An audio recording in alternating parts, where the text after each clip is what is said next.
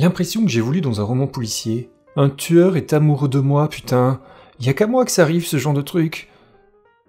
Bonjour, minuteurs et minuteuses. J'espère que tout va bien pour vous, que les pages se tournent bien, que les couvertures craquent sous vos doigts avides. On se retrouve aujourd'hui avec une lecture découverte d'une auteure qui a déjà fait ses preuves, j'ai nommé Karine Gibel. Terminus Illusus, c'est l'histoire de Jeanne, secrétaire dans un commissariat de police. Elle a ses petites habitudes, ses petites manies. Elle prend toujours la même place dans le train qui la conduit au travail. Elle range ses affaires toujours au même endroit. Elle vérifie toujours que son sac à main est bien fermé. Elle est célibataire, craque pour le capitaine Esposito et vit avec sa mère qu'elle ne peut pas supporter. Elle survit ainsi jusqu'au jour où elle trouve une lettre à sa place, dans le train, qu'elle emprunte tous les jours. C'est une lettre d'amour. Quelqu'un l'a remarqué. À la joie succède un sentiment plus proche de la peur.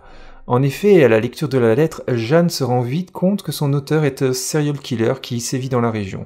Au fur et à mesure des lettres, un jeu malsain va se mettre en place entre Jeanne, la secrétaire, Illusus, le tueur, et Esposito, le capitaine qui enquête sur les crimes.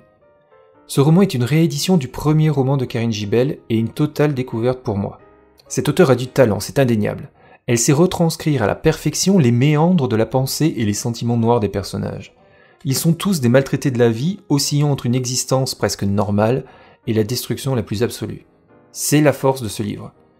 Il parle beaucoup d'amour, celui qui donne envie de vivre et de se battre, celui qui fait mal et tranche mieux qu'un rasoir. Si vous aimez les personnages torturés, toujours à la limite de la rupture, les histoires efficaces, avec un vrai travail d'écriture, ce roman est fait pour vous.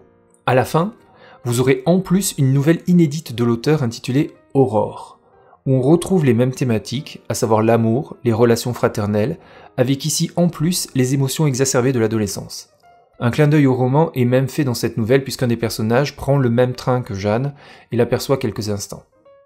Bref, une nouvelle coup de poing. Sur ce, je vous souhaite de bonnes lectures, pleines de peur et de frissons.